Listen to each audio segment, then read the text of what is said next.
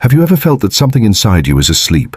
That beneath your daily routine, beneath the conversations, the scrolling, the endless roles you play, there's a silent voice trying to wake you? Carl Jung believed that every human being carries an unlived life within them, a deeper potential, waiting for the moment when you finally stop pretending and start becoming. According to Jung, the true purpose of existence isn't mere survival or success or comfort. It's individuation, the sacred process of becoming who you truly are. And today, we're going to explore 9 timeless spiritual lessons Jung left behind, not just as psychological theories, but as soul instructions, guiding you to awaken, to remember, and to return to your authentic self. Before we begin, make sure to subscribe to Deep Psyche, where every video is designed to help you explore your inner world, awaken your true potential, and reconnect with your soul. Now let's begin. Lesson 1. Look within, not without. Jung once said, "Your vision will become clear only when you look into your heart. Who looks outside dreams, who looks inside awakens." We live in a world obsessed with looking outward, success validation, beauty status. But Jung knew that true change begins in the invisible. When you look outward, you chase illusions. When you look inward, you meet your reality. It's uncomfortable, because within you don't find perfection.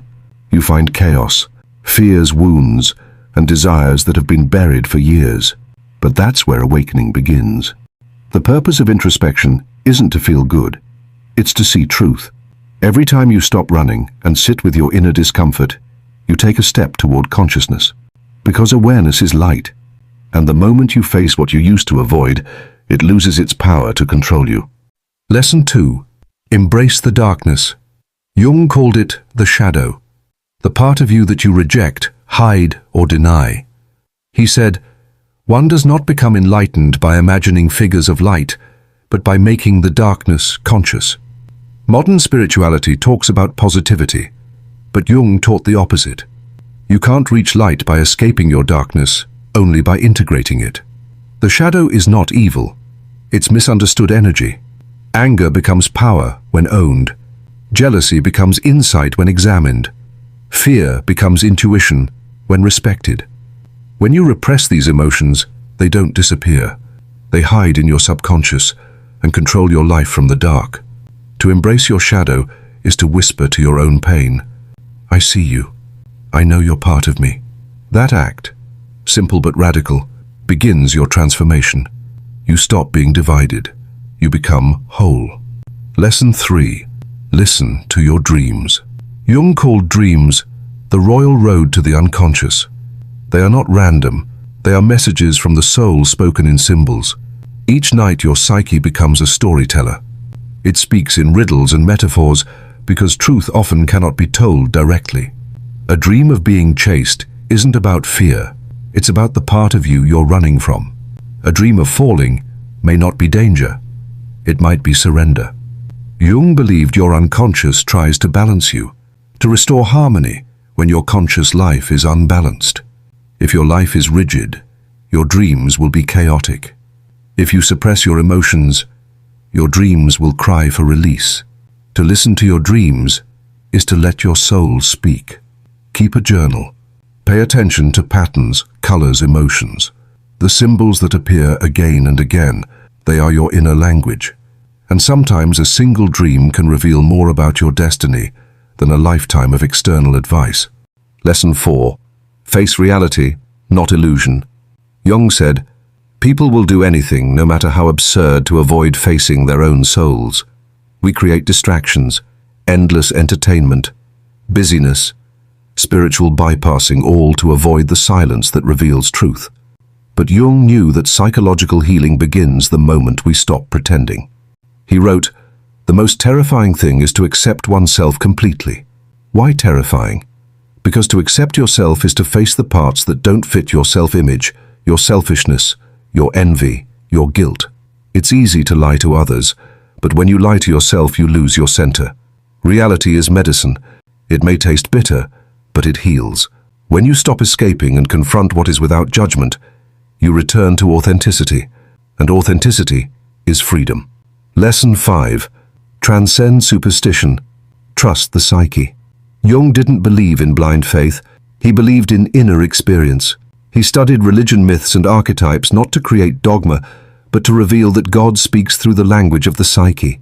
He said, "Bidden or unbidden, God is present." That means, even if you don't consciously believe in the divine, the archetype of the divine lives within you. When you act from intuition, when you create art, when you forgive, that is the divine expressing itself through your psyche. Jung's message was simple but profound. Don't let superstition or doctrine define your spirituality. Experience it, meditate, reflect, feel the symbols of your dreams. Trust the intelligence that moves through your unconscious. It's wiser than you can imagine. Lesson 6. Replace judgment with understanding. Jung observed that people judge others most harshly for the qualities they secretly repress in themselves. He called this projection. When you judge someone for being selfish, lazy, or arrogant, you may be seeing your own disowned traits reflected back. Projection is the unconscious mind's way of saying, "Look, this lives in you too." To understand this is to reclaim your power. Instead of saying, "That person disgusts me," you can ask, "What in me reacts so strongly?" This question turns enemies into mirrors, and mirrors into teachers. The moment you understand instead of judge, you grow in consciousness. Because love isn't blindness, it's seeing fully, and still choosing compassion. Lesson 7. Let go of pride and play the fool. Jung said that the greatest obstacle to growth is pride, the ego's illusion that it knows everything. He often used the symbol of the fool, not as an insult, but as a sacred archetype. The fool is open curious, humble enough to make mistakes, and because he isn't blinded by pride, he can learn.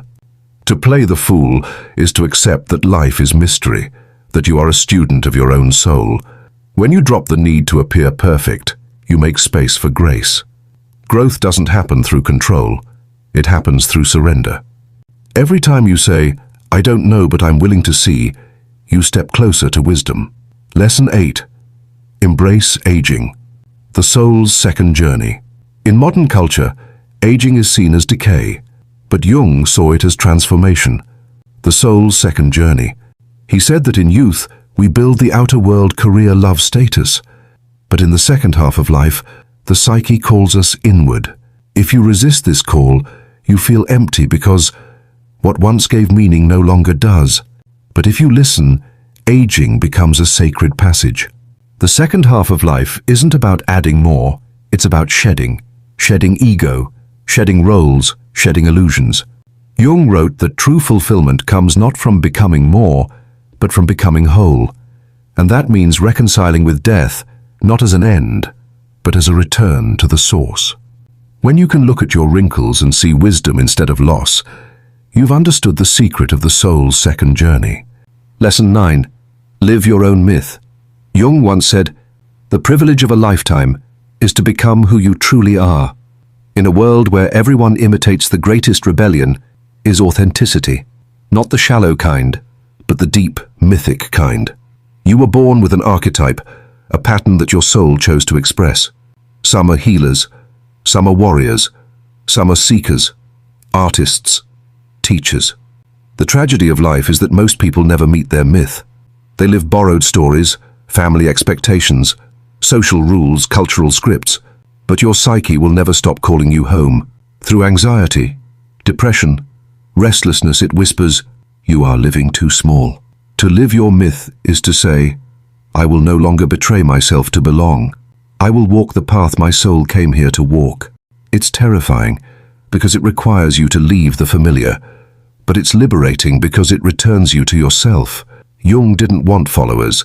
He wanted people to wake up. He taught that the unconscious isn't an enemy to conquer, it's a universe to understand, and that the purpose of psychology isn't to fix you, it's to reunite you with your soul. He showed us that meaning doesn't come from success but from depth, not from perfection, but from wholeness. So ask yourself, are you living your myth or someone else's? Are you facing your shadow or running from it? Are you listening to your dreams or drowning them in noise?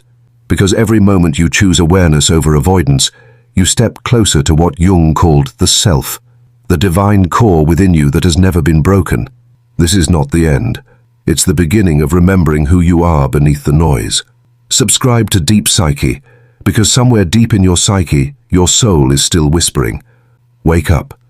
It's time to become who you truly are.